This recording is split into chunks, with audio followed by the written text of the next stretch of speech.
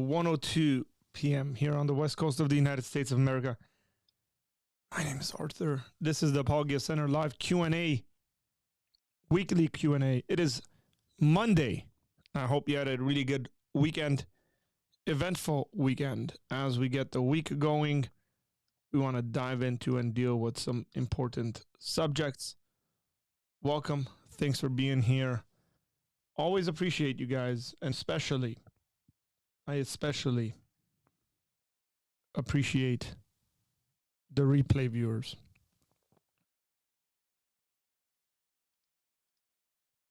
Really cool folks who go through the grind, sit there, watch the conversations that we were having without you. Drop a comment. Let me know what's up. Hit that like button and let's get going. How you doing, brother? Sapere out there. What's up, bro?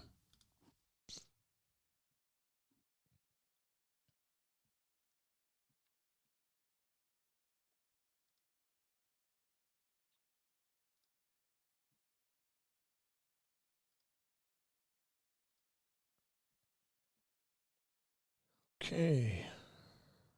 Make sure everything is functioning right.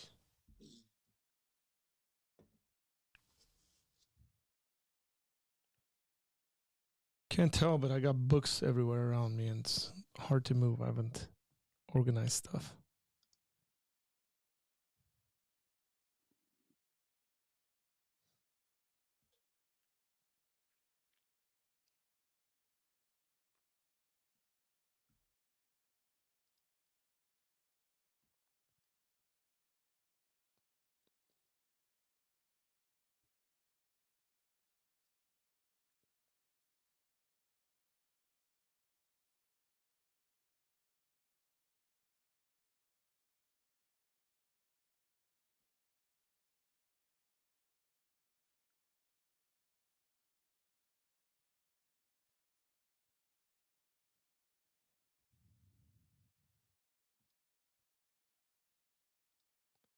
Seems like it's a slow Monday today, huh?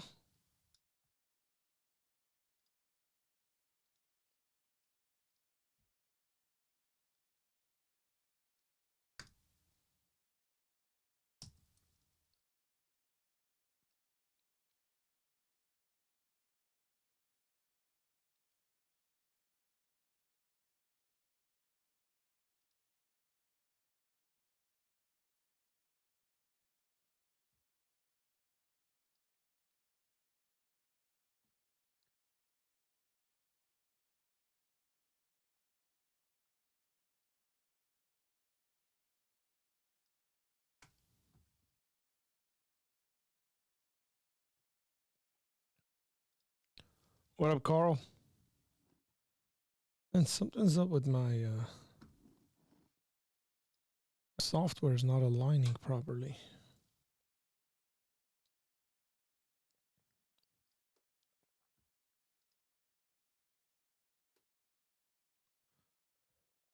Usually I can tell how many people are watching, but it seems like what YouTube is showing me, the amount of people watching, and what my eCam software is showing me, the amount of people watching, are two different numbers. So it's actually showing me there's nobody on YouTube watching. It says 0 people on YouTube.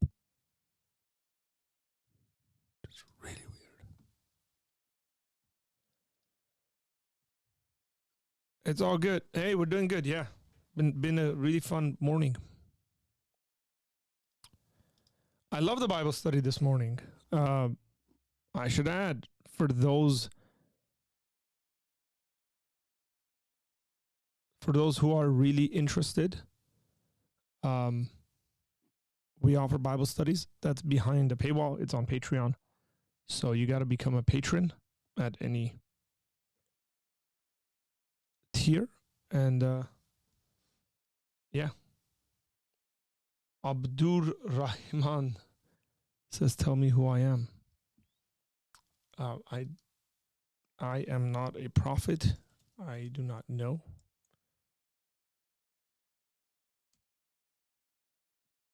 Sorry.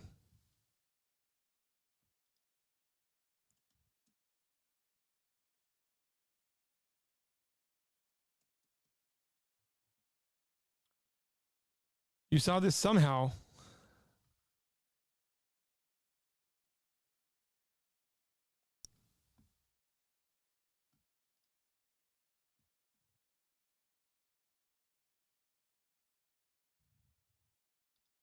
Do you want to relaunch this? It's fine. I mean, I don't need to know how many people are watching necessarily.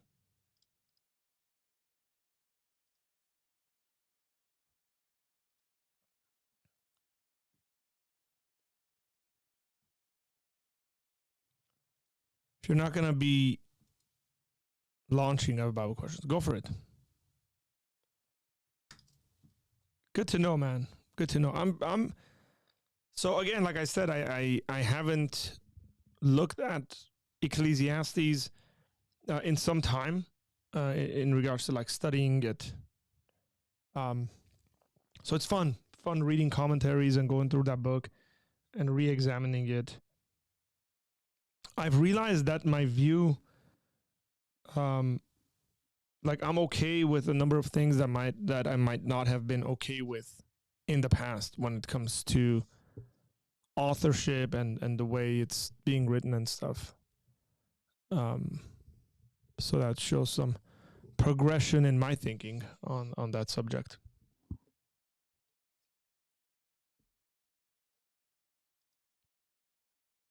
Yeah, I'm all ears, man.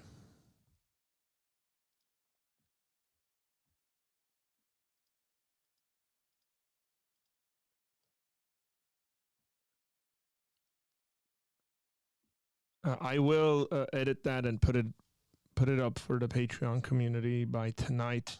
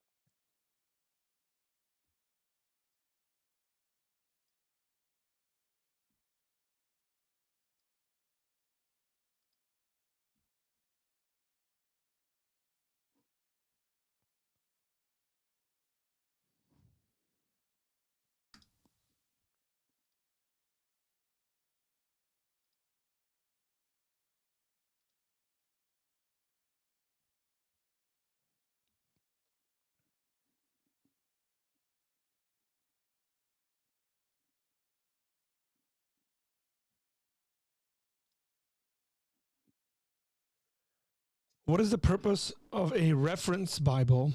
And the purpose of a text only includes paragraph heading and chapter verse number. Also, which one should people buy? Well, I think a reference Bible is exactly what the name suggests. It helps you with references, meaning that if you're reading a passage, people have done some work in regards to internal references. Say the same subject is spoken about in a different part of the Bible, they'll give you the reference to that. I've never like really used those, but that's me. Which one should people buy? People should buy the one that they need the most.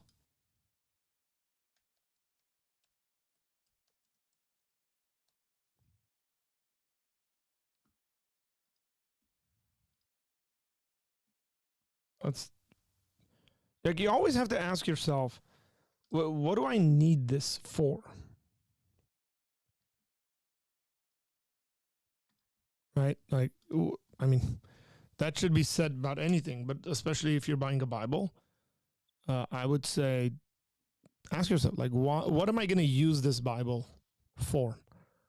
Is it my devotional reading? Is it I'm going to preach out of it? I'm going to teach out of it? Like, it's those things. Like, how much help do I need? How much help do I want is another question. Like, how much interpretation do I want, even translation wise? How much interpretation do I want the translators to do on my behalf? So once you answer those questions, then it becomes a bit, I guess it becomes a little easier to know what you're going to get.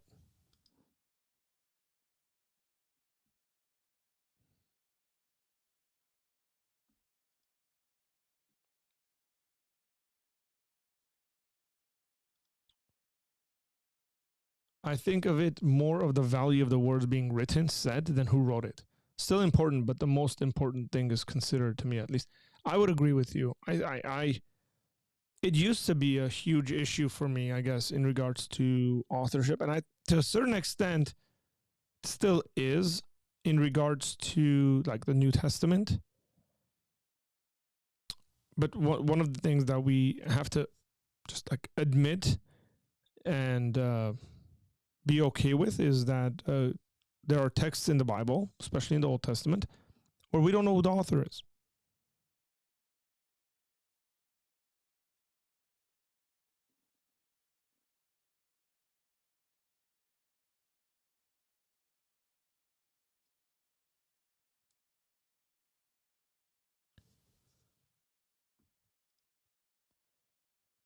If the references are going to help you, go for it. If they're not going to help you, or you're not going to use them, then don't.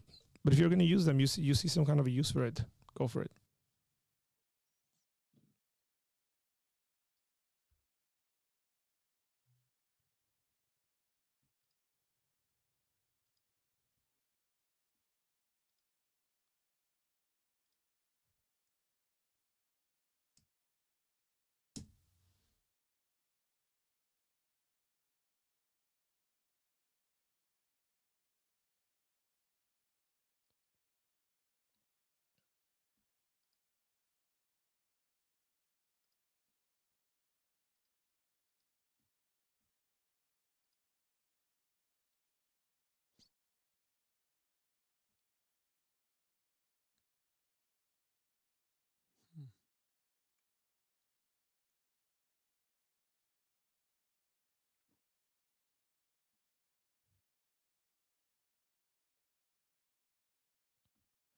There's a big lag between what's coming up when you guys write comments on YouTube than when it appears on my software. This is so weird.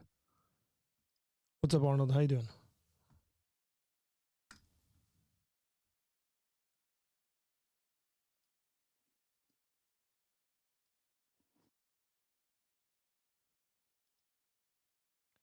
By the way, we are almost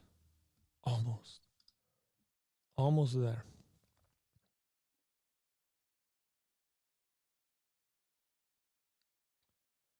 We're almost at 3,800 subscribers. We hit 37. And when did we hit 37? That was like a week and a half ago, which is kind of cool. That. Why is it so quiet here? I know, huh?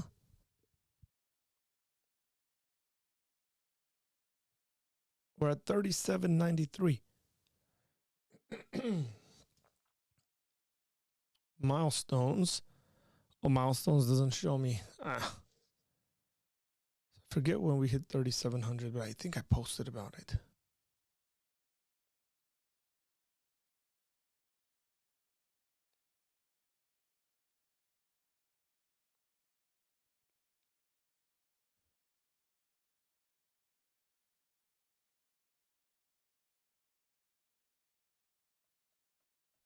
I want to say it was like a week and a half ago or something.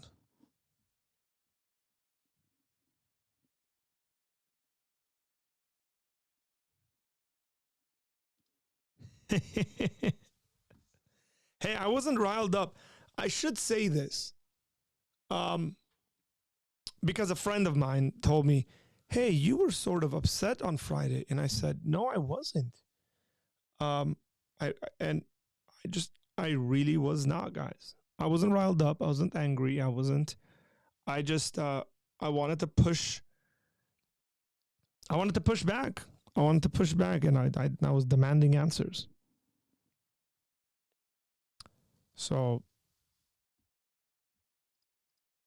please don't take that the wrong way."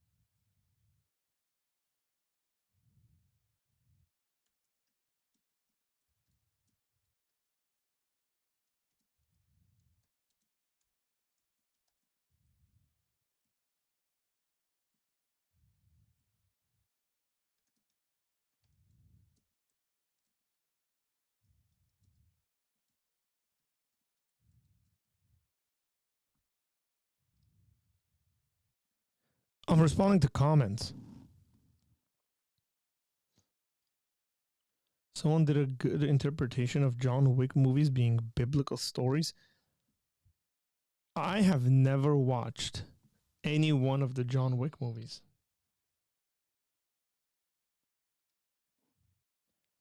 Why, you might ask me? Just haven't watched them.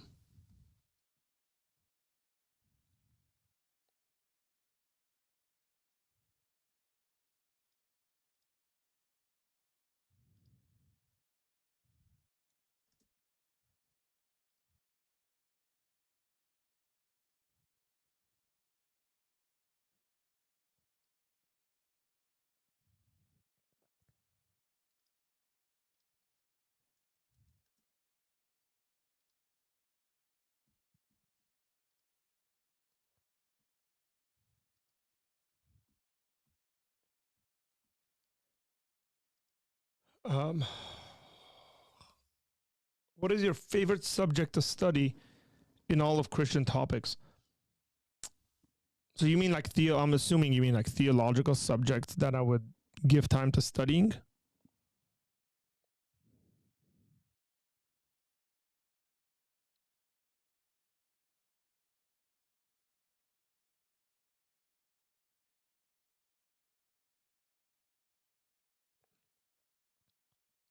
What's up, Aram? How you doing, man?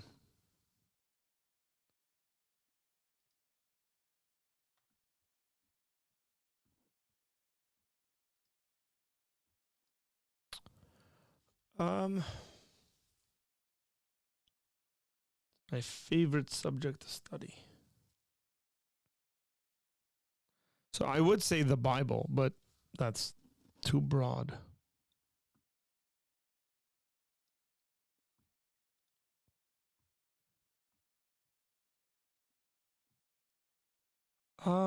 Man, my favorite subject to study in regards to Christianity. Well, it means it depends whether you want it to be something theological or not. In regards to theology, I really enjoy um, God's relationship with time. I think, as a matter of fact, I think it's really, really important. And a lot of people just kind of assume they know the answer to it or assume whatever and just move on. So, God's relationship with time is probably one of my favorite subjects to study and has been over the years. The incarnation would be another one. Um,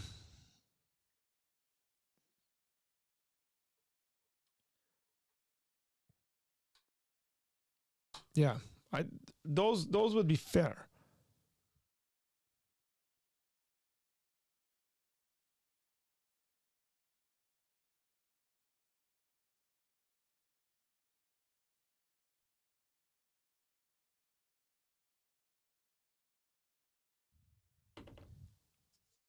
Okay, we got some clarifications.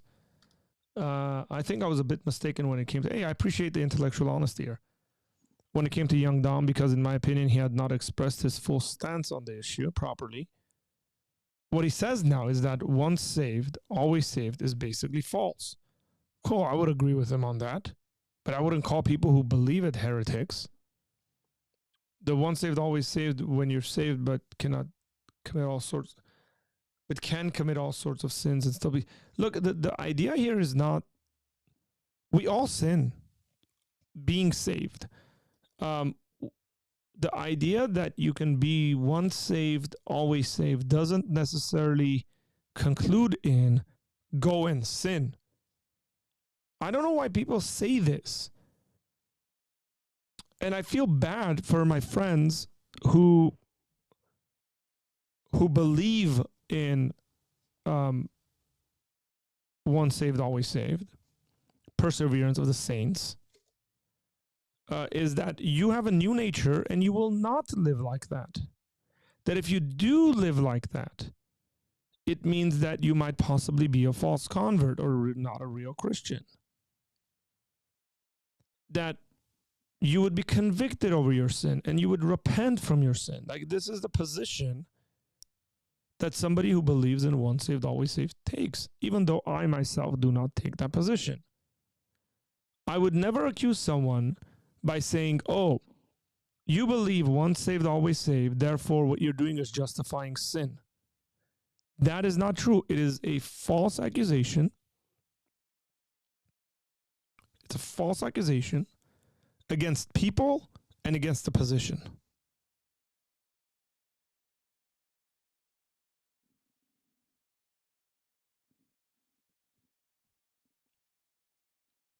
However, he also now keeps the ceremonial laws and thinks all holidays are completely pagan, which I vehemently disagree with. Yeah. And I think in my stream I answered a number of those concerns.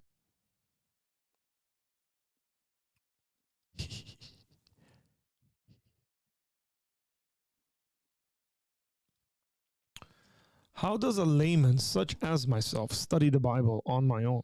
What extra books should I have on hand when attempting this? IVP commentary alone, or that and other books? So it's such a complicated question. I just want to say nothing, but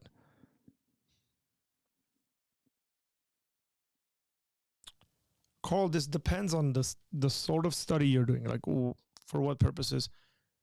Ideally, you would get to a place and a point in your walk where you understand hermeneutics so well and you know how to deconstruct a passage, you know how to break it down and outline it, and you know how to trace the thought flow, you know, concepts that are repeated, where you don't need any of those things. And without any of those things, like without a commentary or something like that, you could do fairly well. I would say one of the things that might help you the most is actually reading individual books on subjects. Like, for example, there's a book called Honor, Patronage, and Purity.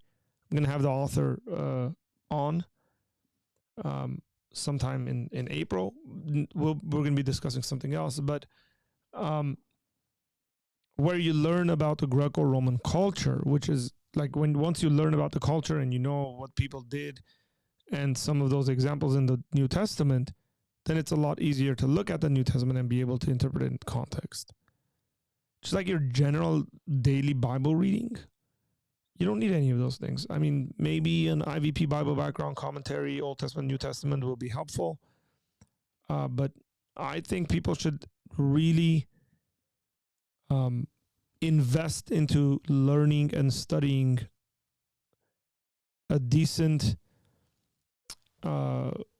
way, or like getting pretty good at doing hermeneutics and asking all the correct hermeneutical questions that we are to ask.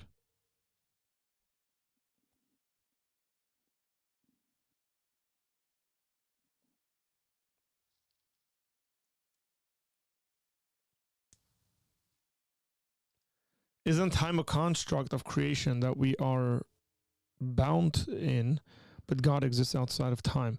Well, it depends how you define time. There are multiple ways to define time, and there are multiple times. So what we are bound by is earth time, right? Like, because we live on earth. We live on earth, and we're bound by the time on earth. But there's also cosmic time. There's what's called kind of experiential time or metaphysical time, which is your experience of time, which doesn't correlate to the passage of time in reality. The question whether God exists outside of time, I mean, he exists outside of, you could say, Earth's measurable time, because he's not like physically living on Earth, and has to be subject to the rotation and the revolution of the Earth. He's not in the universe, so he doesn't necessarily need to be guided and subject to the time that is like cosmic time. But if you define time as something like a forward progression of events, then it's very likely that God exists in his own time, meaning that there's a passage from one event to the other. I wouldn't say I know or anybody knows kind of the speed at which that happens, which would be a very interesting thing to think about. But I personally tend to think that God actually exists in that sort of a time, meaning that there is a progression of events that happens for him. If people mean by God is outside of time in the sense of that God is outside of earth or cosmic time, I would say yes. That he's completely timeless, I'm not fully in agreement with. There's a really good book on this subject called God and Time, Four Views. And it is a debate amongst Christians on the different views of time. And I recommend it. It's a good book.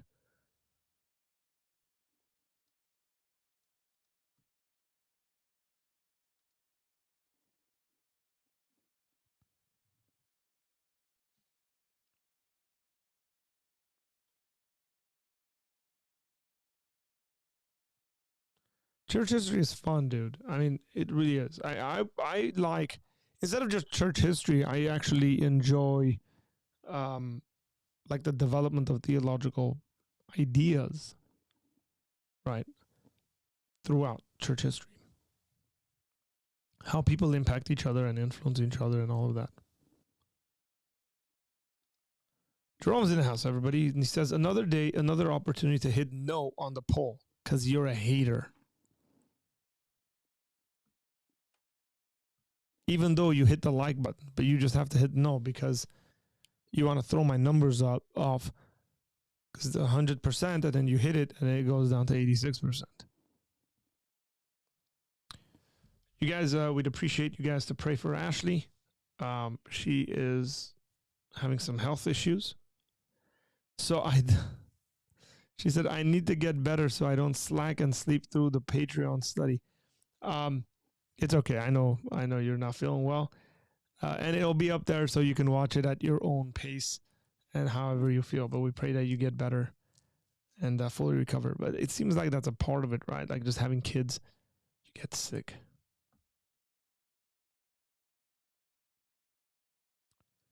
No, we're on international break. There's a lot of international games. So this upcoming Saturday, Liverpool versus Man City. What a game that's going to be. Conte quit, didn't he? That's news.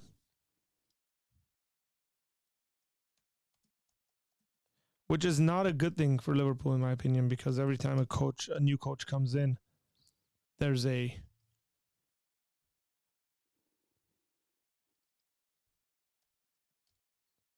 excitement.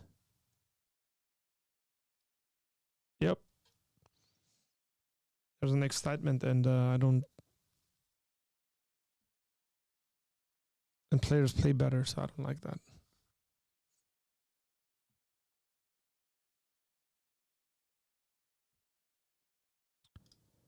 I'm just glad that he doesn't say that not observing the Sabbath with some people. Yeah, I mean, that would be really nutty.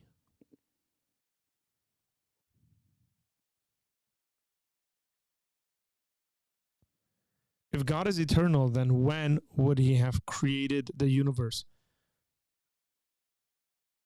Don't we have the same regress problem? God would never get to the time to create the universe because infinite.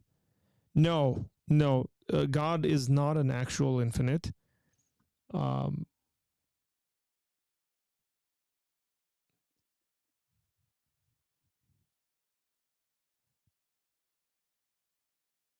hang on 1 second. The idea could be expressed. So some folks Bill Craig will actually say God was timed as prior to creation, logically prior to creation, and then he decided to create. And there's no, he's just like there's a static sort of existence. Um, there's nothing really to pass. It's just a progression of events. Where in the other case, there is something to traverse, you could say. So I don't think we run into the same infinite regress issues. Thoughts on the supposed Manichaean Gnostic influence in Augustine's theology? Oh man, I'd rather not. I'm not well versed on this subject to comment on it. I know there are accusations that Augustine brought Gnostic ideas into his theology when it came to like free will or even the election sort of thing. Um, I would say the thing that I am versed on, I think he had a very negative view of sex. So he saw sex, even between married people, as a necessary evil. Like the best state of existence would be one where people don't have sex, which I don't see biblically in there. And that could be sort of Manichaean / Gnostic, being Gnosticism being read into the text. But yeah, I'm not well versed to comment on that really.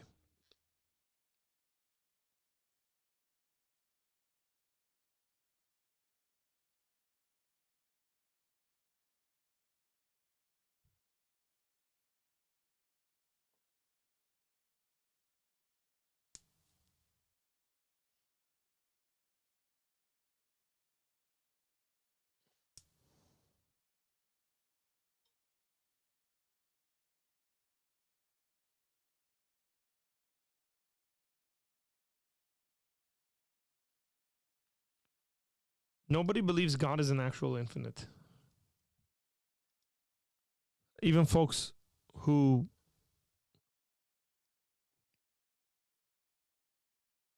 believe that God is quote unquote in time. Which I don't like using that kind of language either, by the way, because in time means like spatial existence. I just don't think it's that kind of a thing. I would put it like this: if the Trinity has always been in relationship with each other, then there's a passage of time. That's it. Like there just is. And that's been true and existent, like love has always existed.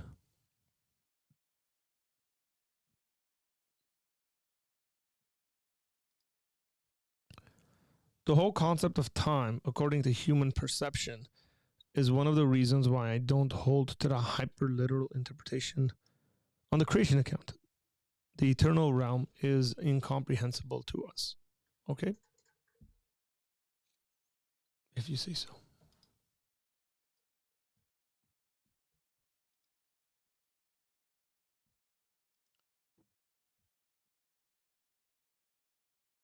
Japheth, there's another thing, by the way. When you say something like, I read the Bible from cover to cover, just be careful. Because so have other people and they disagree with you. Like it's not like I feel like it's like you're flexing. Right? Like, oh, I've read the Bible to cover to cover.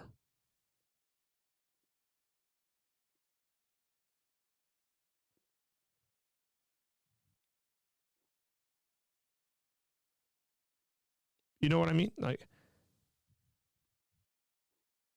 that, and that's not just like a conversation between me and you. Many Christian scholars have done that multiple times over, and they disagree with each other on this subject. So let's chill.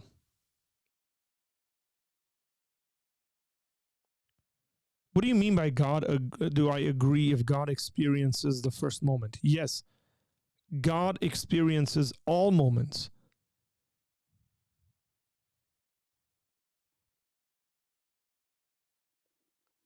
I think God is in time.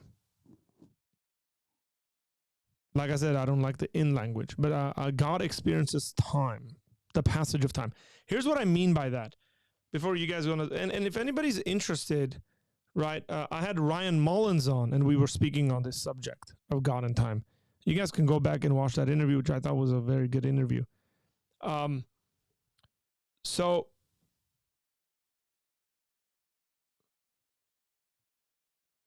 meaning God is not currently experiencing what took place 2,000 years ago. 2,000 years ago for us, right? So there's a progression of events. If you want to put it like in the near future, let's just say yesterday I prayed and spoke to God. That is in our past. God's not continuously experiencing that. He has a perfect knowledge of that, but he's not experiencing that. Where if I were to speak to God right now, or whatever is happening right now that God is experiencing, he's experiencing now. And then whatever he will experience is in the future, even to him. It hasn't happened yet. He hasn't experienced it yet.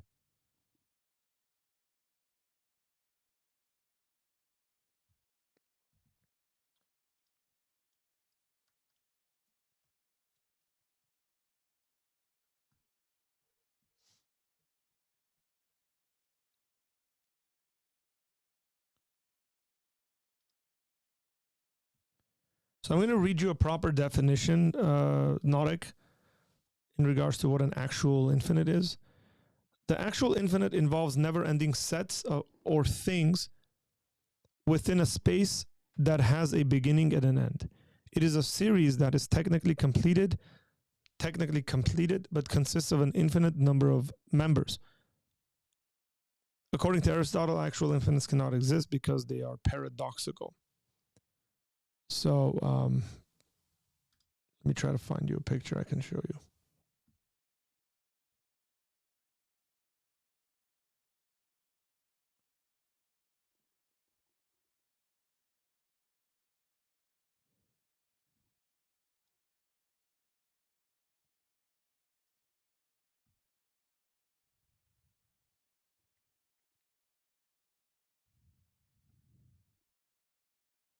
You know what?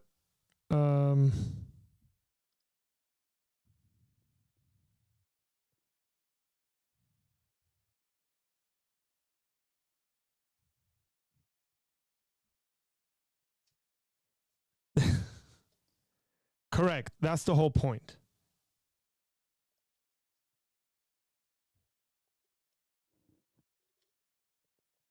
So the idea theoretically is that you can take something and you divide it for infinity, let's just say, by halving it. Another one would be that, man, it skipped my mind.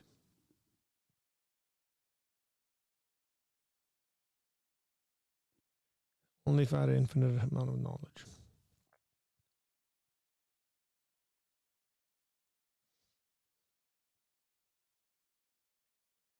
It'll come to me.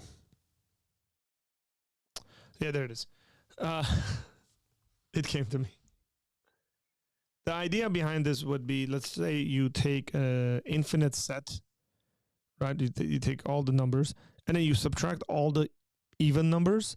You're going to have the same amount of numbers as the one that you subtracted from, which seems paradoxical, correct? Because you just took away from a whole set, but it's all the even ones you took, which is an infinite amount.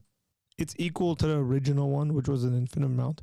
This is a weird contradiction, paradoxical ideas of it.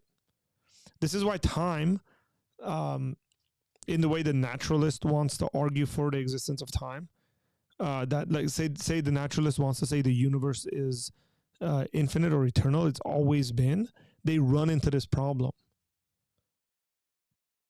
they run into a problem to never arriving at today,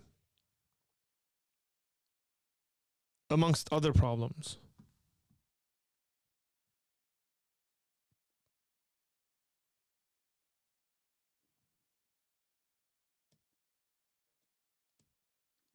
It's okay. You know, there's no general subjects on Mondays and Fridays. We're just Q&A time. If God experiences the first moment, then absolute time has a beginning. Many theists won't dare to take a position on. What are you talking about?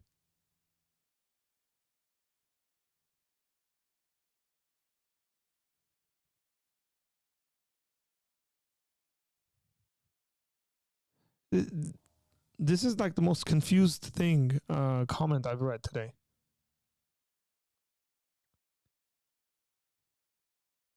The first moment of what? Creation.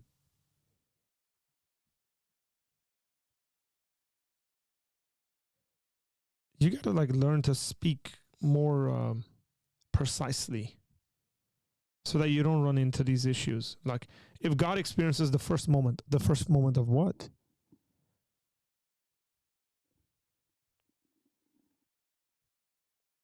This just doesn't seem to be true, by the way. Can't God experience all of time, past, present, future, as he is all powerful and omnipresent? No. Not in my view. Not in my view. So yeah, what I would say is God experiences the first moment of his consciousness. No, you're wrong. This idea is like God became conscious at one point or another. That gives a origin to God, and therefore he's not eternal. So I don't know what you're defining, but that's not the way that we would define God within Orthodox Christian thinking.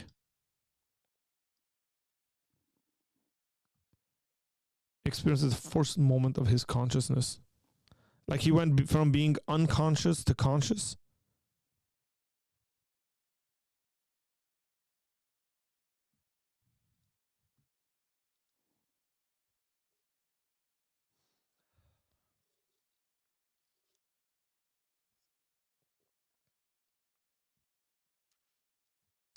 Japheth, you're really confused on the subject, it seems to me.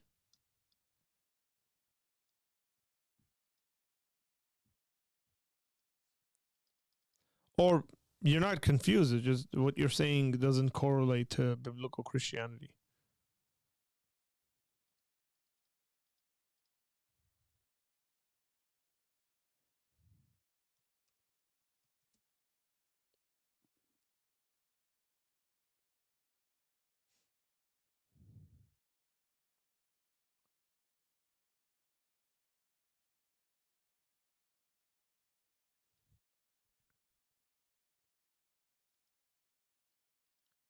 So yeah, in my view, God experienced the past, has not experienced the future yet, but knows it, and is experiencing the present.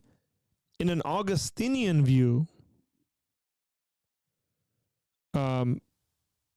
which would be kind of the more traditional view, and plenty of people have believed it, God does experience all of time at once because he's completely outside of it. He's timeless, completely timeless. I just don't think this view is correct. You should have said it simultaneously. That's the kind of language that gets used, and I don't think it's correct. I don't think so. Numbers are infinite. You can keep adding one to it. If you subtract all even numbers, then you have an infinite with no even numbers. But they're both equal.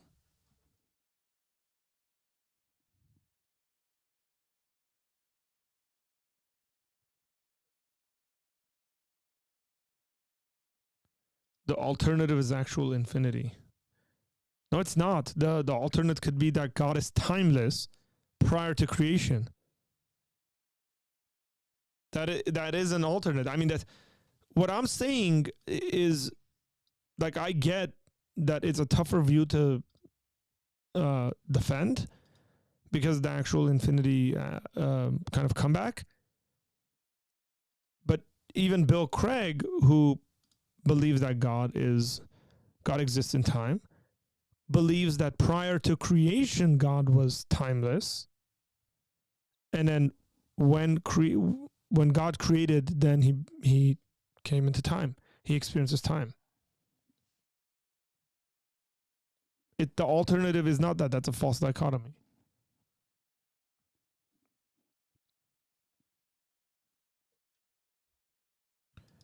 If God is eternal, how does God ever get to the present? That's what they're asking. That's the actual infinity conversation.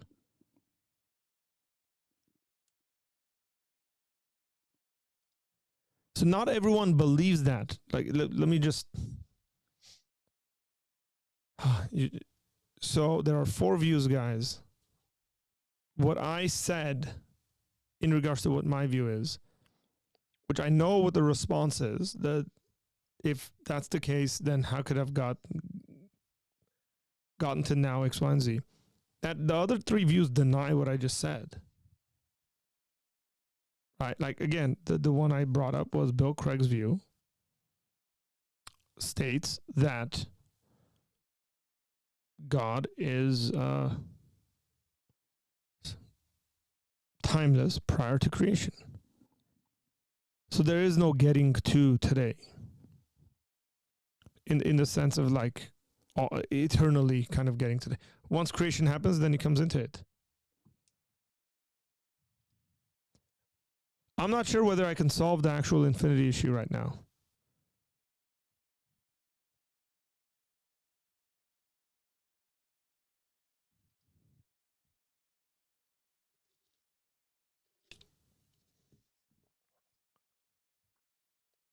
Partly because I'm not as well versed as I was on the subject.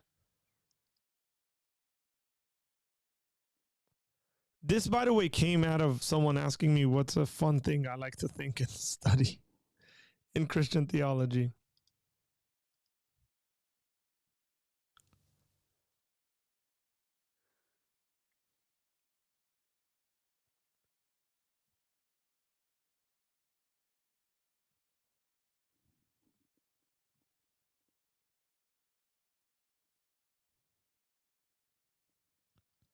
That's the whole paradox, man.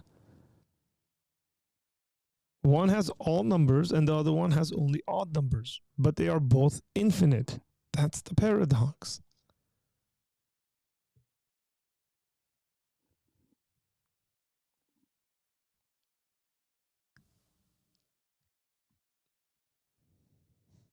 I don't understand timelessness.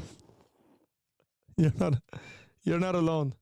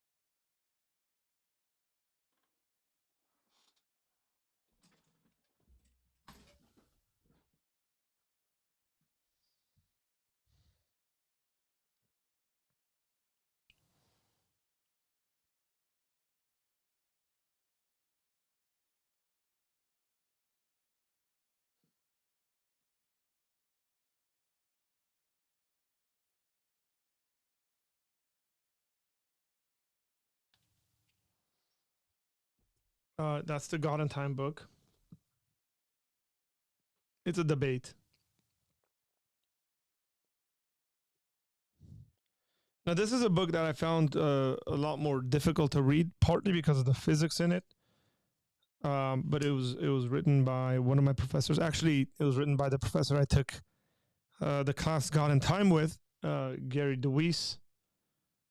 This book is pretty expensive. Last I checked. So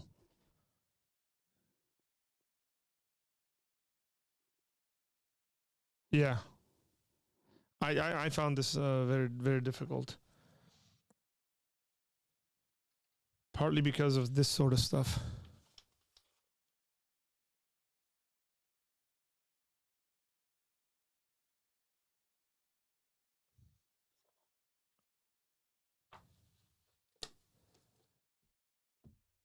It's always funny picking up books when, and then realizing there was a time I used to not write in books.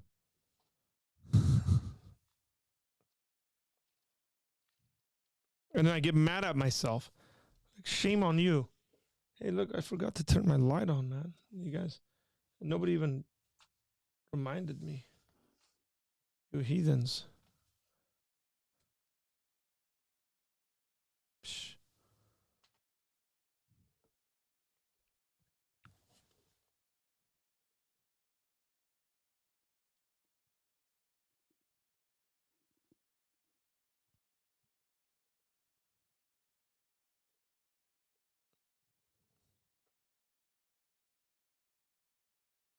Rabbit holes is a favorite pastime of mine. I don't like inconceivable things. They give me headaches. Yeah, but they also humble you. What encouragement do you have for someone who has 3 papers due in the next 2 weeks? Encouragement. Just sit down and write. Take some breaks in between, but just write. Get it done, turn it in. You'll feel very good about it.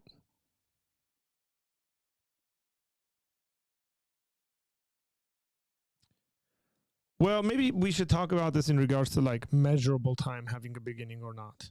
Cosmic time, right? Confused about how time can have a beginning, or more accurately, how it can be caused. I agree with you, by the way. There can be a random first moment to get around the issue, but causation doesn't seem to explain it. So yeah, I would agree to you a certain deal. I mean, I would say it is not caused.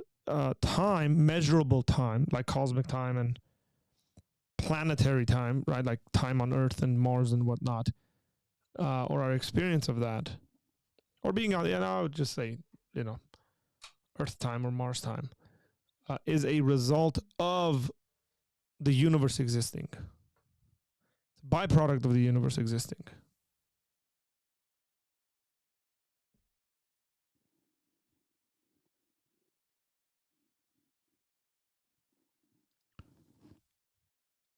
A cause always precedes an effect, but if the effect is the first moment, how can a cause precede the first moment? This is why they speak about it in the sense of logically prior to instead of prior to.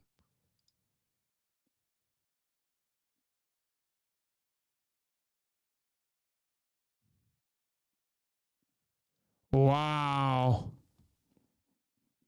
Wow.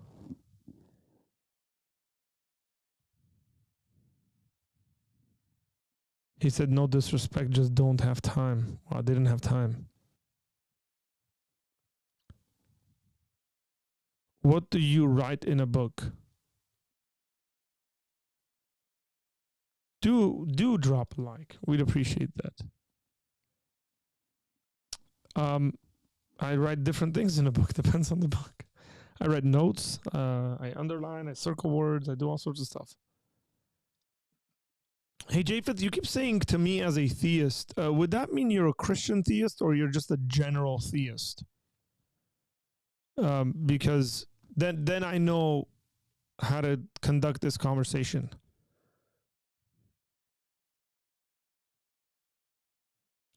To me as a theist, the flow of time is simply a conscious experience of sequential moments.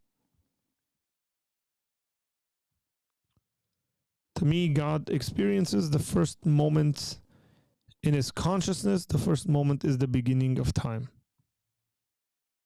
That doesn't solve anything. As a matter of fact, it probably creates more problems than it solves anything. You're a Christian. That creates a bunch of problems. Like God becoming conscious of his own existence. What does that imply, by the way? That there was a time where God was not conscious of his own existence, correct?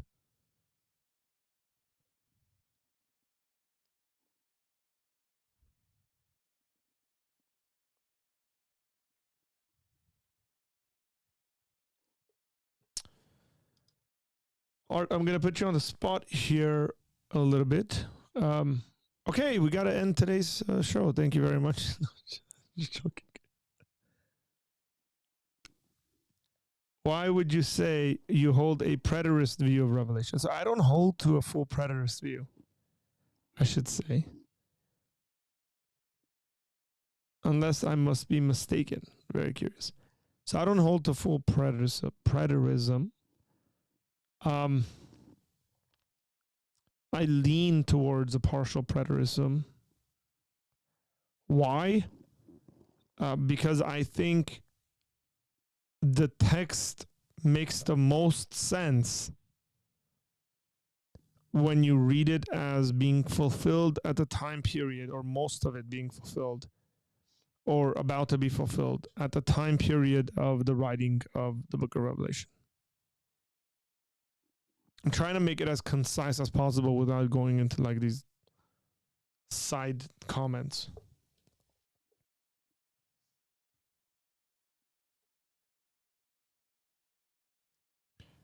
So, okay, so having an absolute beginning does not mean there was a moment that God has no consciousness.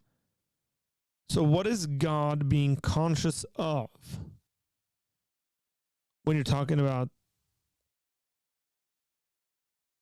that's the beginning of time? Because you wrote to me, God experiences the first moment in his consciousness.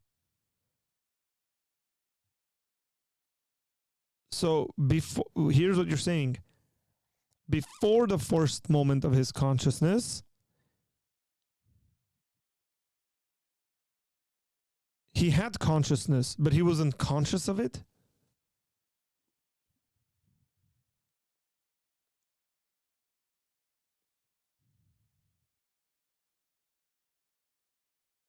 Yeah, that Arnold asked the question as well.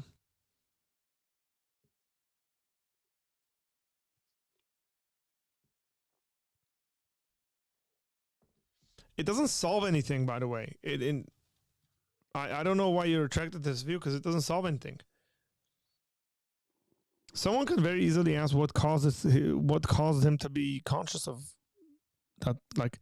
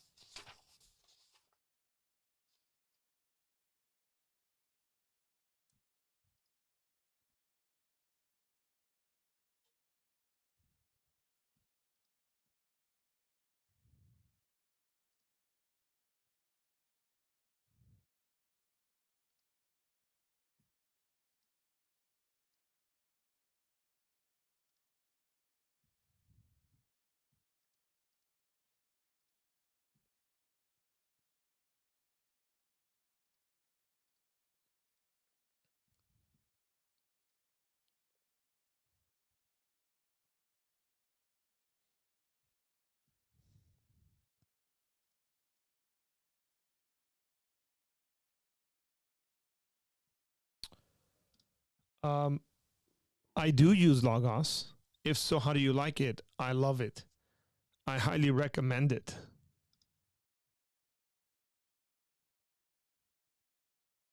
This is a really good question. Hey, Saparade, you caught on to something here. That's a really good question.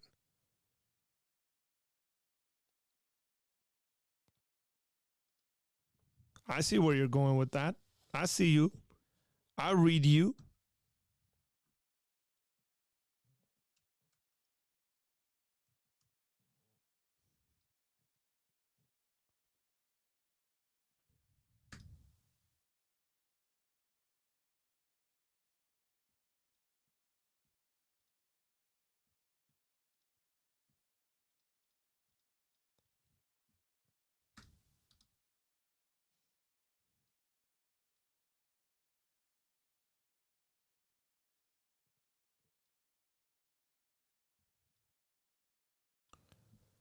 Let's see.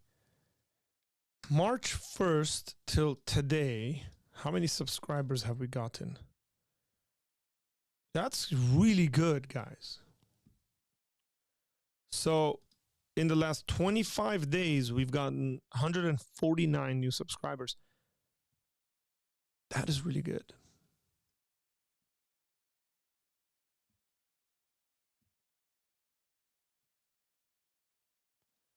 So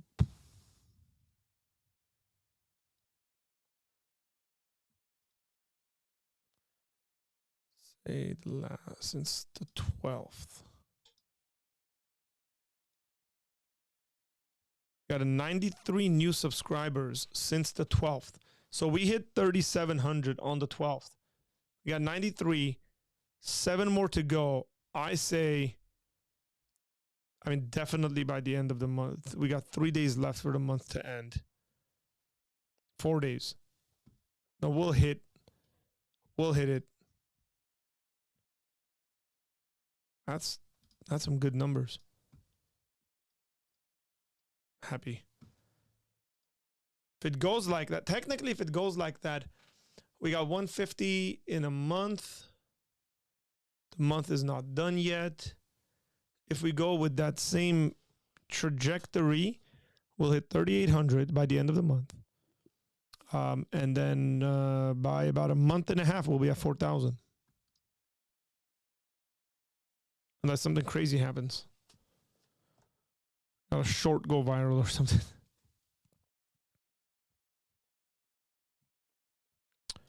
I do not keep digital notes. No, not on Logos. Like I comment on here and there, but I haven't been very consistent. So I would just say no.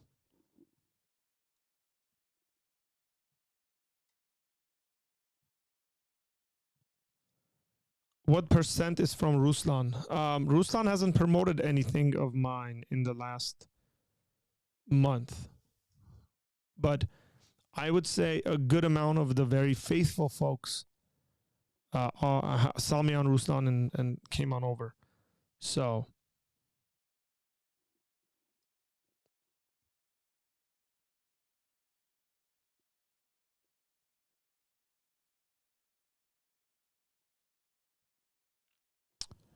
well, I think the mark of the beast was. I think the mark of the beast is Nero's name. I think it has to do with emperor worship, which is literally someone claiming to be God. I think it fits it in all sorts of good ways.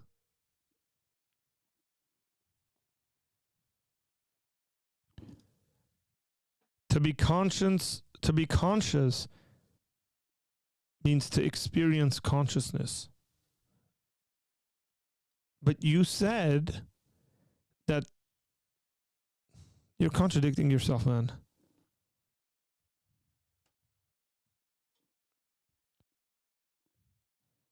God experiences the first moment in his consciousness. So there's a time when he does this, meaning before that, he is not conscious. And you went on to say, having an absolute beginning does not mean there was a moment that God has no consciousness.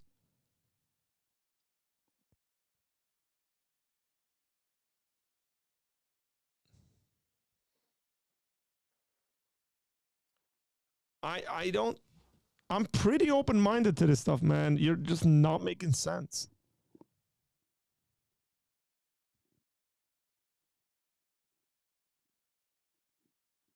Hey, I'm not alone Arnold's with me on this. I'm, I'm not missing something here. Thank God.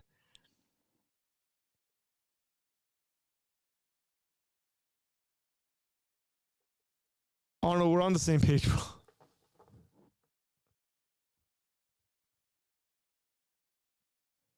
I think these are symbolic uses of allegiances.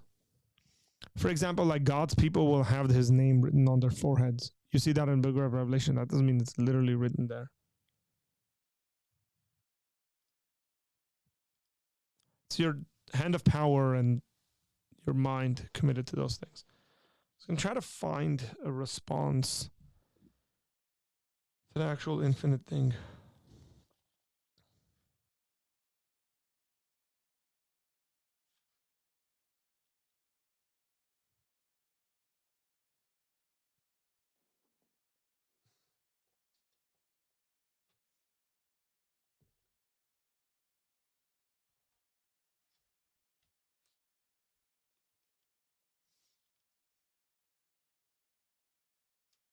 Huh.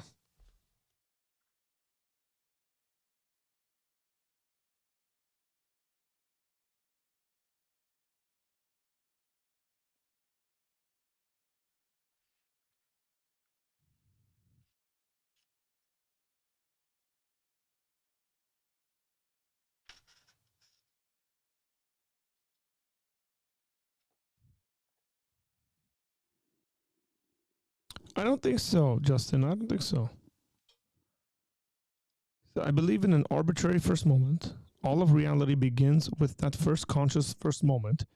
I don't believe there is a moment before that first moment. So God didn't exist. That's the thing. It's like, so God is a finite entity in your mind. Correct? I mean, I guess that's essentially the question we should be asking. Is God a finite entity in your mind?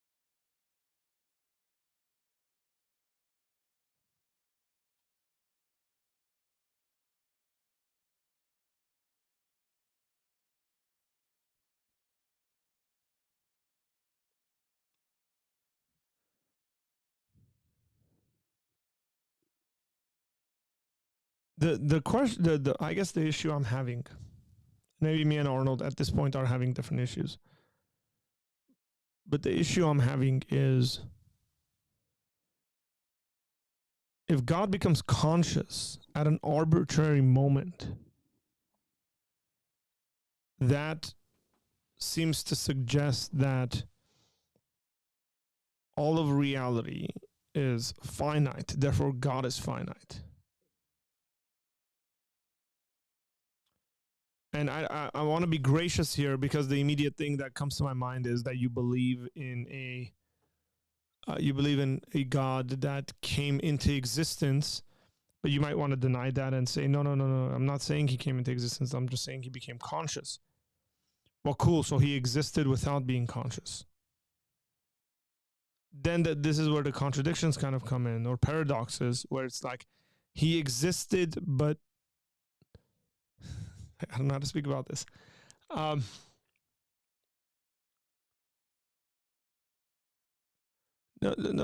The question is not whether God has an endless life, meaning it won't end. We all agree on that.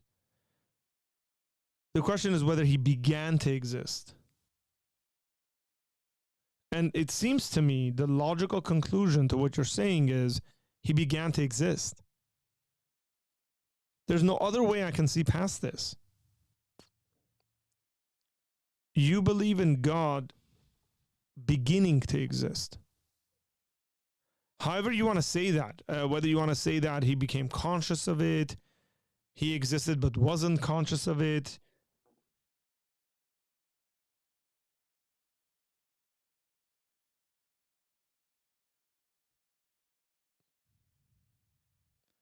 We are all having the same issue with you.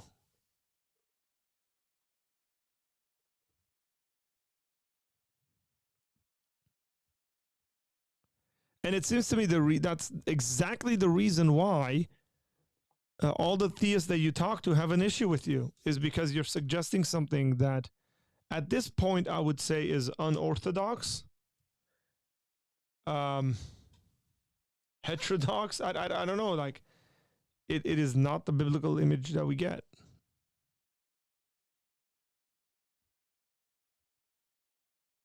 Look, no, don't hang on. You're the one who made a claim. Japheth, you're the one who made the claim. So don't throw the question back at me. So you said, what if what if reality / God begins to exist? The alternative is illogical. So is what you're saying. If the alternative is illogical, which I wouldn't say the alternative is illogical, but you're the one who made the claim. So you are saying God had a beginning. So it is not a surprise, and you should not be surprised that people disagree with you, and might even think what you hold is heretical.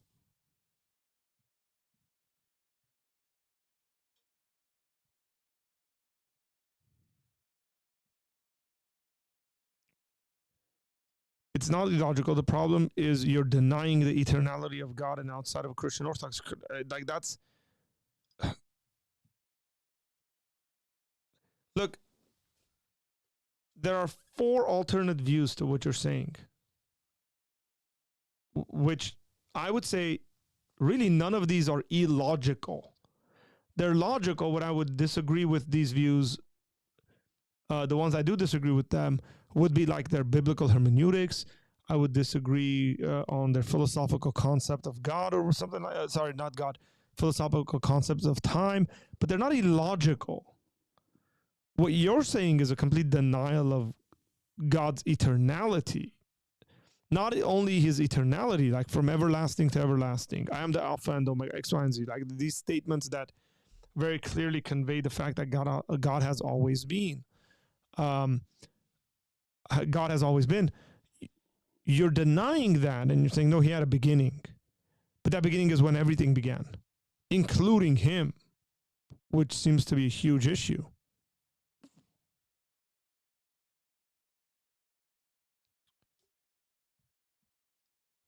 Okay, I haven't articulated like that before. God begins to exist. I need to think it over. Okay, great.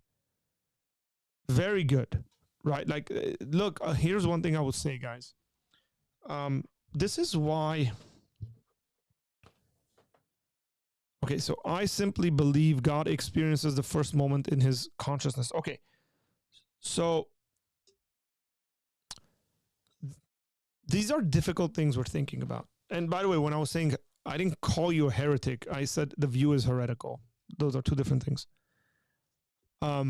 Because I think there's a lot of people that might hold to a view without realizing the kind of logical consequences of that. Even though view is heretical, I wouldn't say like they've thought it through, kind of what you're saying. And I appreciate what Justin is saying here, by the way. Good response. Humility is a good response to grave consequences. I used to believe heretical things. Ask Arthur. So,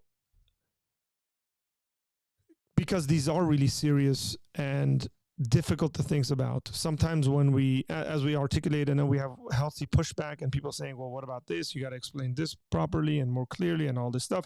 You kind of go, yeah, those are good points. I've never really thought through them. Or I didn't realize kind of what I'm saying in this place.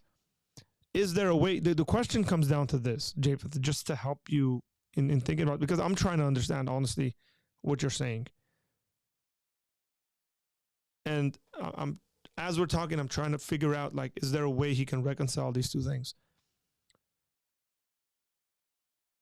The big question is whether God can experience the first moment of his own consciousness without that necessitating a beginning for his existence. Right? Notice what I said there. If you can reconcile somehow God, the way you're putting it is that God begins to, God experiencing the first moment of his consciousness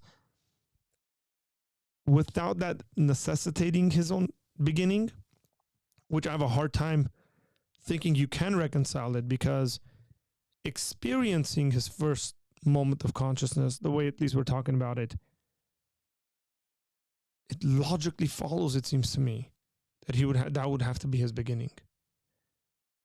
So you got to really seriously think through this, because it gives you a completely different image of God. And I think what the Bible suggests is God. I think that's honest of you. I would encourage you to rethink the implications of your philosophy on the subject. While we ought to practice philosophy, it should be bound with Scripture. Amen to this. By the way, I should say, Japheth, that Arnold and I don't even agree on the subject, as far as I know, unless he's changed his view. I haven't changed mine. But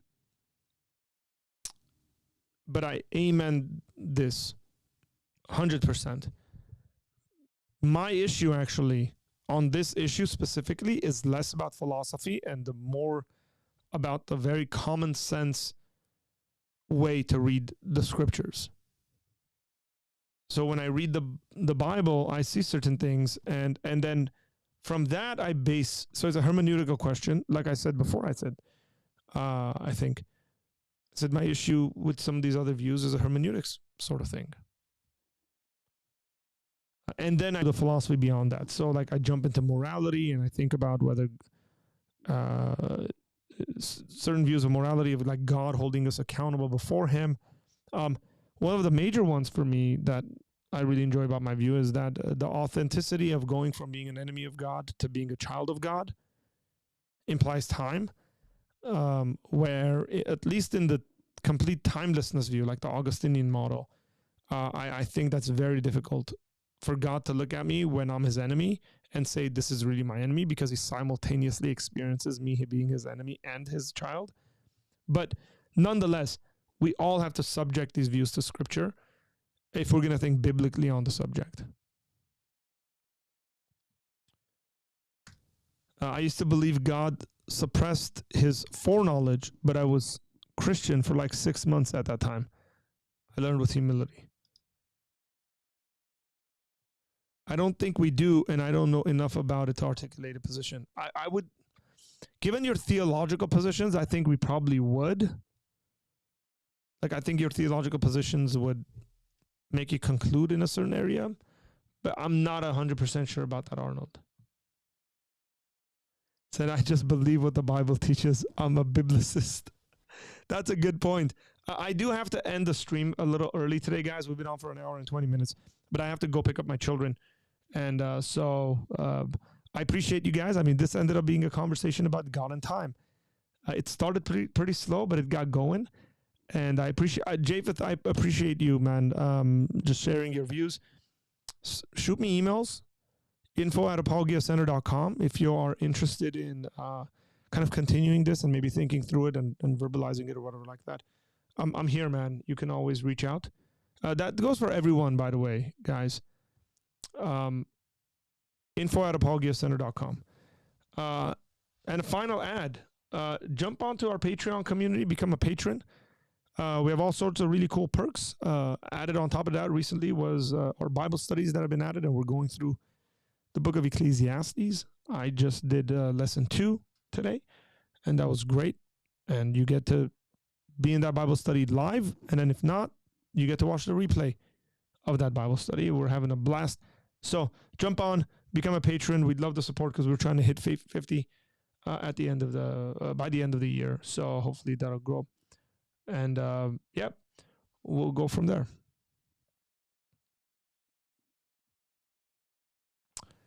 Blessings to you guys, and I will see you tomorrow.